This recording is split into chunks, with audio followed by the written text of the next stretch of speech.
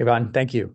Thanks for joining, everyone. My name is Ari, and I lead product marketing at Clumio, where we specialize in ransomware recovery for public cloud environments. By the way, I love that we started off today, at the level of application security, and Martin covered LLM safety, database access control. So what this does is it allows me to dive kind of one level deeper into the cybersecurity and cyber resilience of the infrastructure layer, particularly data infrastructure. So think databases, data lakes, block stores, object stores, and so on. Martin also mentioned that, AWS Bedrock is kind of his Gen AI platform of choice. We also have a speaker from AWS later on the roster today. So, I love the focus on public cloud that we're getting. So as a practitioner, if you're responsible for data protection, resilience, backups, DR, business continuity, and you have a public cloud environment, particularly AWS or Azure, then this is a good session for you. So as part of this webcast, I'd first like to dig into this commonly held notion that the public cloud is somehow immune from ransomware, or that ransomware happens predominantly on premises. Next, I'll share some insights around what the big cloud providers recommend to their customers to improve ransomware recovery posture, and the three key elements that you need to design for while architecting your ransomware recovery strategy.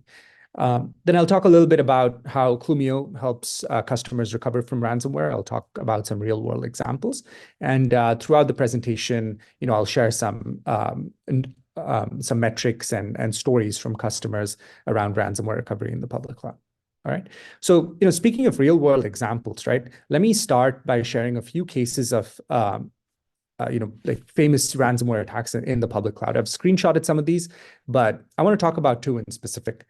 Twilio, a company that we've all heard of, world leader in customer engagement, their environment was recently breached through a misconfigured S3 bucket, and routing data stored in that bucket was maliciously modified. So in this case, the attackers injected a traffic redirector associated with a fairly well-known malvertising campaign. And then just last year, one of Uber's third-party providers, AWS environment, was hit, and many records were stolen. And interestingly enough, it was their backup environment that was exposed, which is usually expected to be, encrypted and unreadable by external actors. And just in the past year, there's more if you know where to look. These are just a few examples, and the point is, for every one of these that gets published, you can be sure there are thousands where there's basically no disclosure.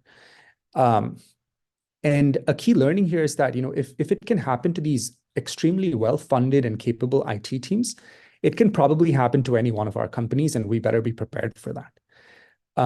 I do want to make it clear, though, that rarely, if ever, is it the cloud provider's fault when stuff like this happens. Why is that? Well, it's because of the shared responsibility model. Now, the shared responsibility model is the iron law of data protection and recovery in the public cloud. It states that the cloud provider is responsible for the uptime of their services, which includes physical security, availability, and uptime of their compute server, storage hardware, networking equipment, and so on. So one way to put this would be that the cloud provider is responsible for the security of the cloud, which means you, as the cloud provider's customer, are responsible for security in the cloud. This means that securing your applications and data from things like ransomware is your responsibility. The safety, the security, availability, access control, like all of that are under your purview. And this means you need to put the right cybersecurity safeguards in place, even in the public cloud, to prevent and recover from attacks. And you are responsible to make sure your data is encrypted and backed up, preferably in an immutable and air-gapped fashion. So in summary, and I know this sounds very obvious, but there's, it's really multi-layered and pretty deep. Please don't confuse infrastructure durability with data resilience in the public cloud. Just because your S3 environment is triple replicated across multiple availability zones and has like 11 nines of durability does not mean that your data on S3 is safe from ransomware or wipeouts or breaches by default. You are still the owner of your data, and it's your responsibility to put the appropriate safeguards in place. So, that's kind of just the basics of the the shared responsibility model. So let's take a look at what the cloud providers themselves recommend. This is a screenshot from the AWS cybersecurity recommendations page. You'll find that AWS, Azure, and Google, they all have published fairly high quality guidelines and frameworks around cybersecurity, especially against ransomware in the public cloud. And most of them actually align very well with the 5 pillars of the NIST framework as shown here.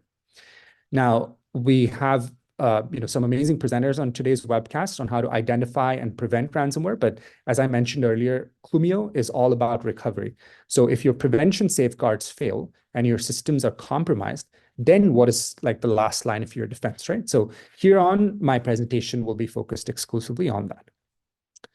So when it comes to ransomware recovery, especially in the public cloud, there are sort of 3 key principles that we have distilled from helping many customers strategize, design, and implement these ransomware recovery tool chains. So the first thing is that your ransomware recovery tool chain needs to be fast, it needs to be safe, and it needs to be simple. Remember, when a ransomware attack happens, obviously, every second matters. And by ensuring that your recovery strategy is designed to cater to these 3 basic principles, regardless of your workloads, you give yourself more than a fair shot at getting back up and running quickly. So I'm going to get into these 3 principles in detail. Let's talk about speed. First of all, your recovery toolchain needs to get your systems back to a normal operational state as soon as possible. End of story.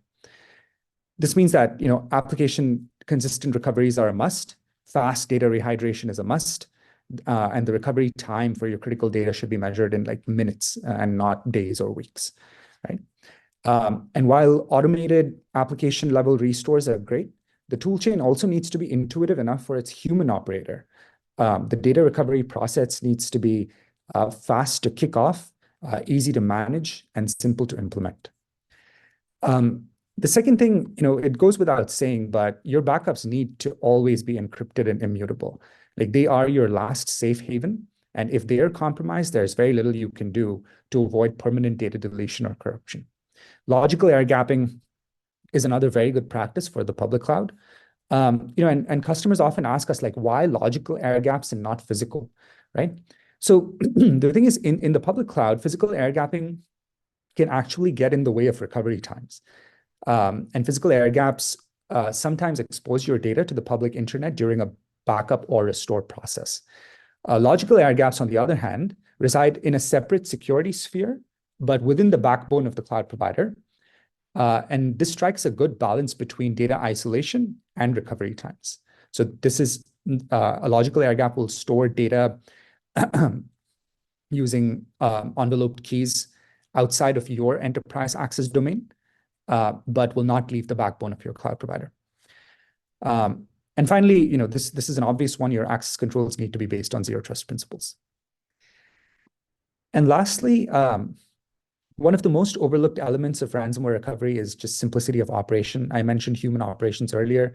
When your company's future is on the line, you cannot afford to be spending time going through user manuals and trying to call customer support. Rollbacks need to be simple. Restore policies need to be baked into your CI/CD pipelines, and your restore defaults should be deployment ready at any time. So these are kind of the key principles of ransomware recovery that we have learned from our customers. So let me kind of talk about Clumio for a minute, aligning with those 3 key principles. So let's talk about speed. So Clumio not only sets the benchmark in terms of restore speeds in the public cloud, but it also generally performs 10x better than its nearest competitor when it comes to restore speeds. The reason for this is that while most backup and recovery products for on-prem or public cloud are built on server-based architecture, so it's essentially like a file system and compute servers on EC2, Clumio is built as a serverless data processing pipeline that scales dynamically with demand. So the core innovation here at Clumio is this proprietary serverless orchestration engine.